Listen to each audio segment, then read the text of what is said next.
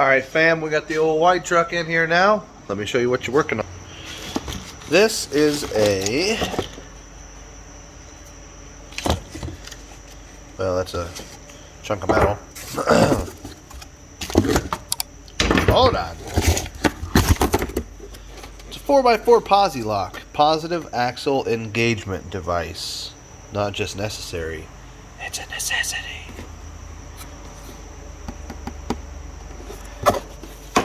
Anyways, got back from vacation and went to drive the white truck. Let me find a light here.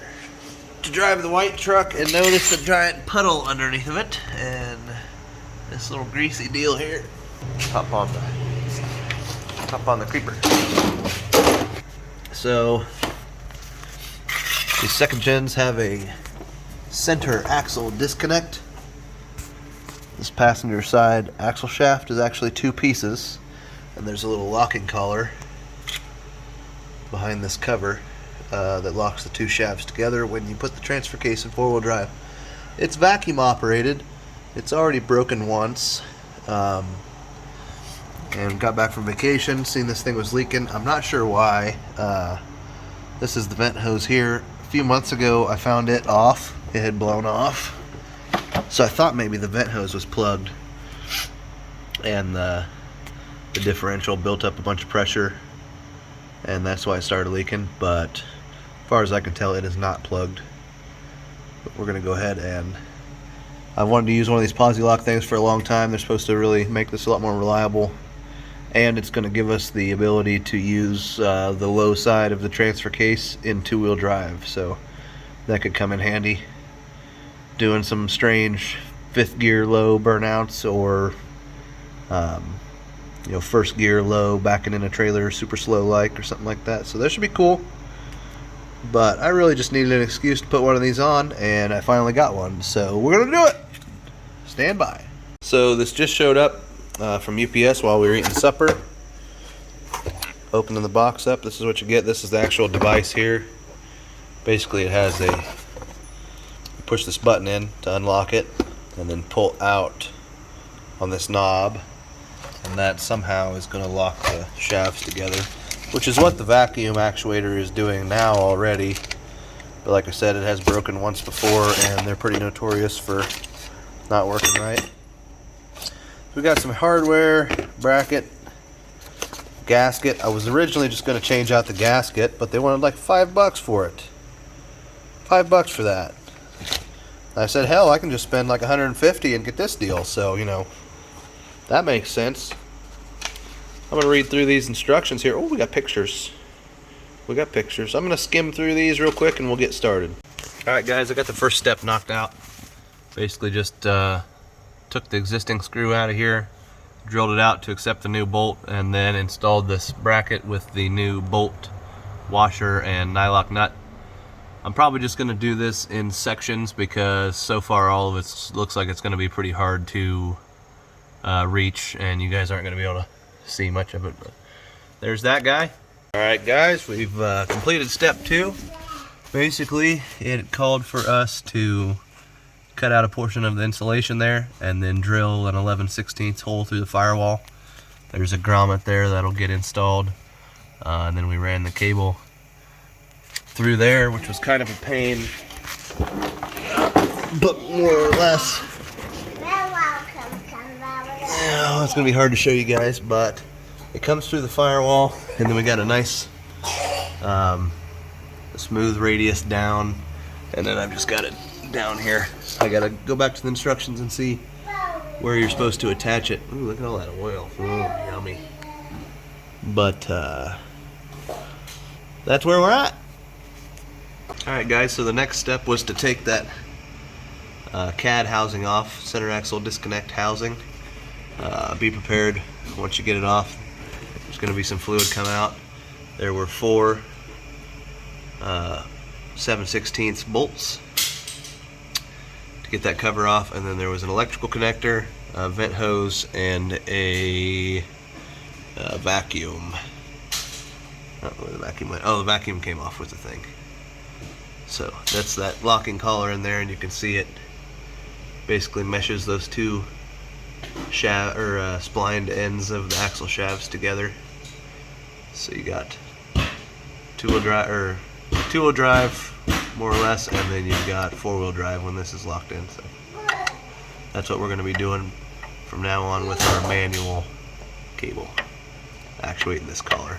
I'll take you over to the bench here. Here's that housing. It sits on the axle like this. Let me see if I can do.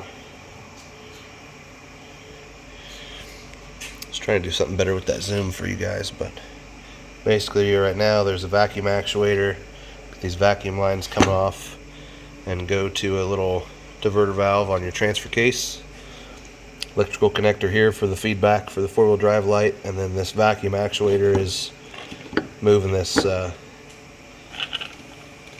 collar like that. It's not going to go back, but that's how it's putting it in four-wheel drive right now. From now on, we'll be doing it with the cable.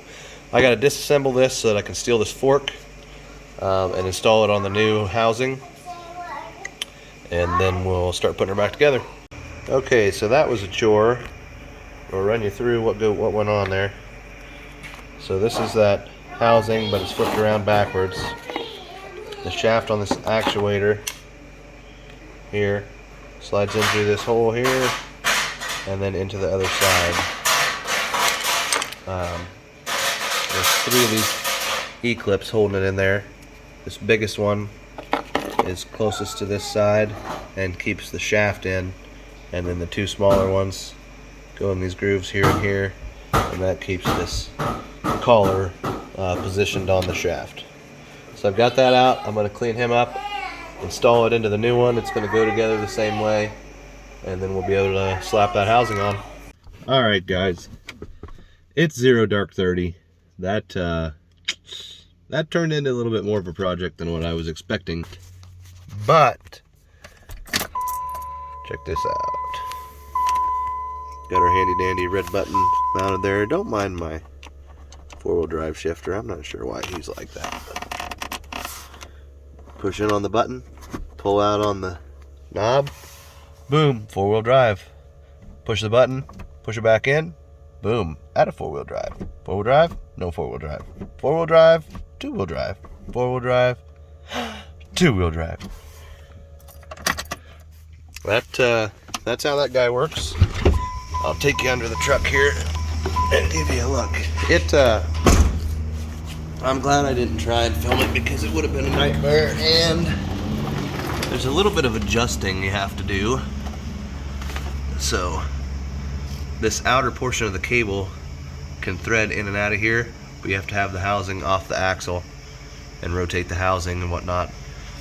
And you have to kind of play with it to get the settings right so that when you pull the knob out, you're all the way in four-wheel drive, not just partially locked on that collar.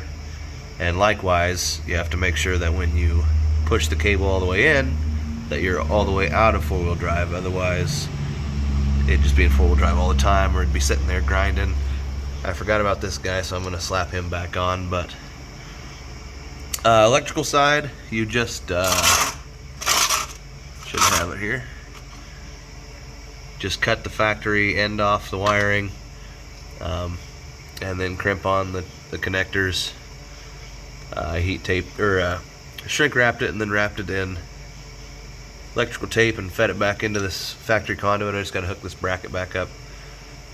We reuse our factory fitting for this vent hose, so we reused that, and I left the heat shield off of it because it's all rusty and paper thin, and it wasn't going to protect anything anyway. So over here, this is the only real part of the kit I'm not real impressed with. This line, the cable, is really sturdy. It's really strong, so it's kind of hard to route.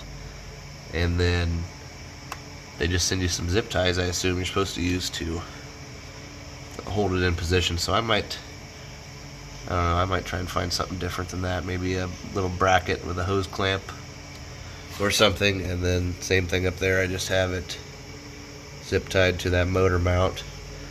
Everything's still got wiggle room for when the axle moves up and down, but I'm just not real impressed with this. I guess I I envisioned it going, going more up right here and then back into the firewall.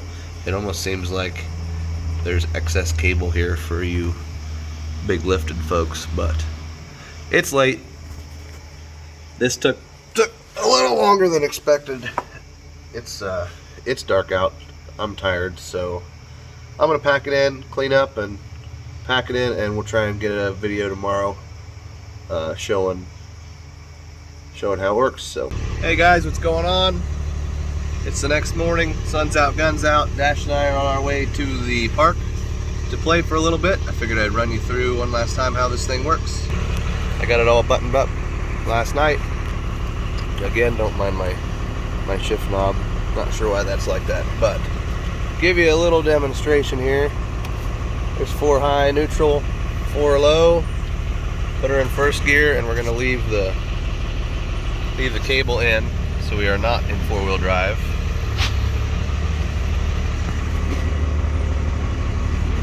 We are now in low. First gear, low side of the transfer case in 2-wheel drive. She's pretty slow, We can, if you were trying to get up a hill, something super heavy, you're just taking off or whatever, this way you don't have to be in 4-wheel drive. Likewise, here's reverse. Reverse, low side, backing up a trailer, maybe up a hill, whatever you need to do. Put her back in 4-wheel drive, and we'll push our button, pull our knob out. We are now in 4-wheel drive.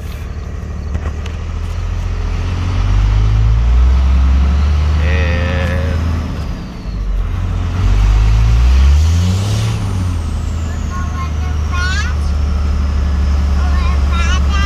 we're cruising in 4-wheel drive. We want to take her out of 4-wheel drive. Boom. Lights off, knobs back in.